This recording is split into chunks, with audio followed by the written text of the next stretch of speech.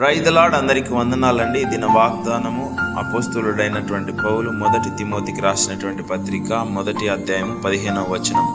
పాపులను రక్షించుటకు క్రీస్తు యేసు లోకమునకు వచ్చెను. చూడండి ప్రియ సహోదరి సహోదరులారా, ఆశ్చర్యకరుడైనటువంటి సర్వలోక సృష్టికర్త అయినటువంటి దేవుడు నీ కోసము నా కోసము ఆయన మహిమను వదిలిపెట్టుకొని భూమి మీదకి వచ్చినాడు.